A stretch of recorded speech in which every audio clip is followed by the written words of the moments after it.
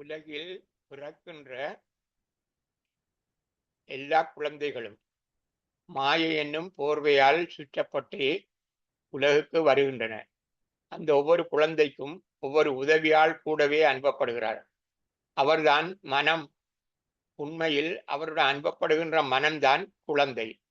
ஆனால் பிறந்த குழந்தை மாயையால் சுற்றப்பட்ட கடவுள் அல்லது இதற்கு முன் எத்தனை பிறவி எடுத்ததோ அந்த பிறவிகளில் பெற்ற அறிவுடனேதான் பூவுலகில் வந்து அவதரிக்கின்றது.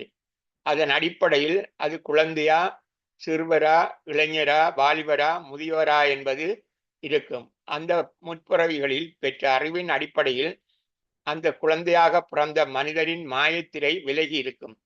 ஆன்மாவின் உதவியாளராக அனுப்பப்பட்டிருக்கும் மனமென்னும் குழந்தையும் ஆன்மா கொண்டு வந்த அறிவின் அளவுக்கு ஏற்ப பக்குவ நிலை அடையும். மனம் குழந்தைக்குரிய அறிவுத்தன்மையுடனே சேர்த்து அனுப்பப்பட்டாலும் ஆன்மா முற்பிறவி செய்வினையினால் பெற்ற அறிவின் அளவுக்கு மனமும் பக்குவமடைந்துவிடும். மனமானது குரங்கு போன்றது, அங்குமிங்கும் தாவக்கூடியது, பச்சை களி போன்றது, சிலை வடிவமாக்கத்தக்கது, அல்லது அசுரனாகவும் உருவாக்கக்கூடியது, அல்லது திரவங்களால் நிரப்பப்படக்கூடிய குடத்துக்கு ஒப்பானது. தேனையும் ஊற்றலாம், நஞ்சையும் ஊற்றலாம், பாலையும் ஊற்றலாம். நிரப்பப்பட்டிருப்பதை பொறுத்து அது இனிக்கலாம் அல்லது கசக்கலாம் அல்லது புளிக்கலாம். மனம் எப்படியும் மாறக்கூடியது. மனதுக்கு சிந்தனை ஆற்றலை கொடுப்பது அனுபவமும் அறிவுமே ஆகும். மனம் என்னும் உதவியாளருக்கு நல்லெண்ணம் மட்டுமே போதிக்கப்படுமானால் நல்லவர் ஆவார், தீய எண்ணம் போதிக்கப்படுமானால் தீயவர் ஆவார். மனம் அதன் அறிவின் அடிப்படையிலேயே ஆன்மாவுக்கு உதவி அளிக்க முடியும். நல்லறிவை பெற பட்ட படிப்பும் பட்ட பின்படிப்பும் அவசியம் என்றில்லை.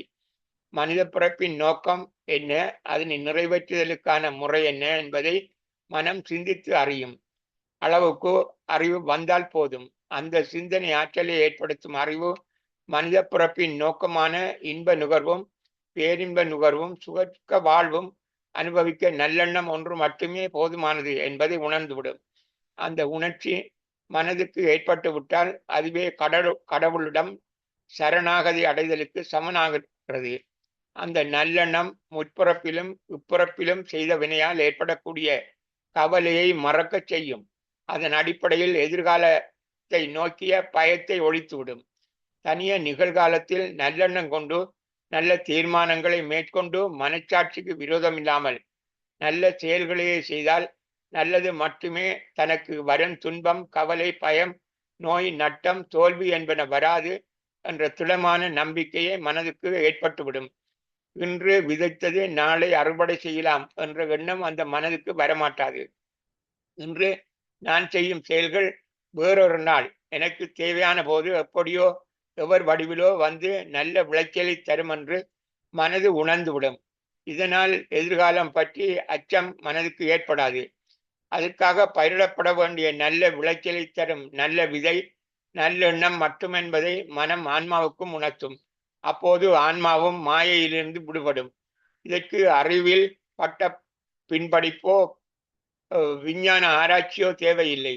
விஞ்ஞானிகள் கூட மற்றவர்களின் அனுபவ அறிவை கொப்பி பண்ணி அந்த முடிவில் இருந்துதான் தங்கள் ஆராய்ச்சியை தொடர்கிறார்கள். அதுதான் கல்வி எனப்படுகிறது. அந்த அறிவுடன் நல்லெண்ணமும் சேரவில்லையானால் அணுக்குண்டை கண்டுபிடித்த விஞ்ஞானியின் வேலையை போலத்தான் இருக்கும். அவன் தான் அதனை கண்டுபிடித்து விட்டு செத்து தொலைந்து விட்டான். இருக்கின்ற மனிதனுக்காவது பயப்பிராந்தி ஏற்பட்டு நல்லவனாக வேண்டுமென்று சிந்திக்க முடியவில்லை. இதனால் தான் நான் சொல்லுகிறேன், பெரிய விஞ்ஞானியாகும் அளவுக்கு ஆராய்ச்சி தேவையில்லை.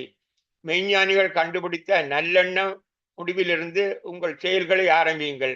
நீங்கள் வாழ்க்கை முழுவதிலும் இன்பத்தையும் பேரின்பத்தையும் மன அமைதியையும் பெற்று விடுவீர்கள் என்று முத்தியா முனிவர் சொன்னார்.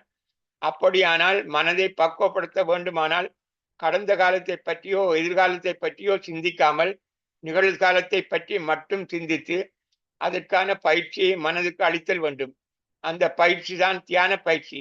அதாவது உன் மூச்சு காற்றுடன் ஒவ்வொரு நாளும் நல்லெண்ணத்தை உன் உடல் என்னும் கடவுள் வாழும் கோயிலுக்குள் அனுப்பி மனம் என்னும் குடத்தை தேன் கொண்டு நிரப்புங்கள். அது உனக்கும் பயன்படும், உலகத்தில் உள்ள அத்தனை உயிர்களுக்கும் பயன்படும். உன் மனமும் உடலும் அமிர்தமானால் உன் செயல்கள் எதிலும் குற்றம் இருக்காது. அது உனக்கு மட்டுமல்ல, எவருக்கும் தீங்காக அமையாது. ஒவ்வொரு குடும்ப அழகும் ஒரே நேரத்தில் நல்லெண்ணத்தை நோக்கமாக கொண்டு அமையுமானால், திருத்தப்படுமானால், அதே நேரத்தில் உலகமே சுவர்க்கமாகிவிடும். டொனால்ட் ட்ரம்பினாலும் கொமைனாலும் உலகத்தை நல்வழிப்படுத்த முடியாது. ஒவ்வொரு குடும்ப அழகிலும் உள்ள தாயினாலும் தந்தையினாலும் மட்டுமே உலகத்தை நல்வழிப்படுத்த முடியும். நல்லெண்ணத்தை மேலிருந்து கீழ் நோக்கி கொண்டு செல்ல முடியாது. குடும்ப அழகிலிருந்து தொடங்கி நல்லெண்ணத்தை மேல் நோக்கி கொண்டு செல்ல முடியும். ஒவ்வொரு குடும்ப அழகிலும் உள்ள தாய்க்கும் தந்தைக்கும் அறநெறி கல்வி போதிக்கப்பட வேண்டும். எப்போதாவது ஒரு நாள் காசி கைலாயம் தல யாத்திரை போய் வந்தால் போதாது. ஒரு நாள் 10 நாள் அன்னதானம் செய்தால் மட்டும் போதாது. கோயில் சடங்குகளை பொருட்படுத்தி செய்தால் மட்டும் போதாது. உன் வீட்டிலிருந்தே உன் உடலுக்குள் இருக்கும் கடவுளுக்கு உடம்பு இனிக்க செய்ய இந்த நேரமும் உன் மூச்சு காற்றுடன் நல்லெண்ணம் என்னும் தேனை ஊற்றிக்கொண்டே இரு. இதனை புரிந்து கொள்ளாத மக்களுக்கு கோயில்களிலும் வணக்க நிலையங்களிலும் இஸ்லாமிய மதத்தவர் செய்கின்றது போல அறநெறி போதனைகளை செய்யுங்கள்.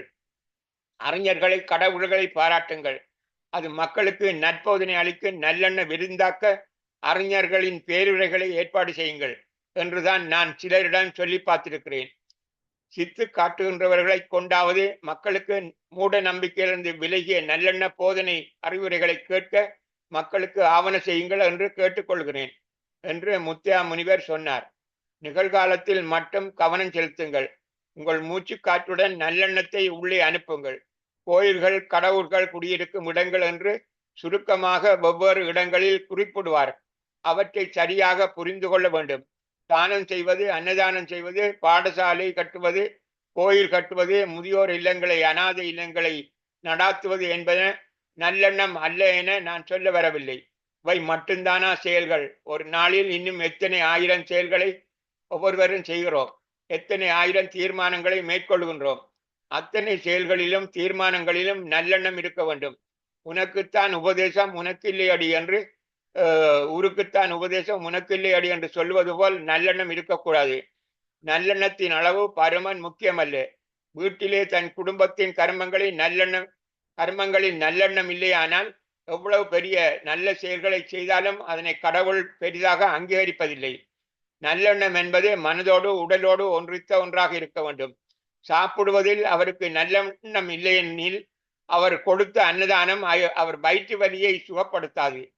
உன் மூச்சு காற்றுடன் நல்லெண்ணத்தை உள்ளே அனுப்பு என்றால் அதன் கருத்து தியானம் செய் என்பதாகும்.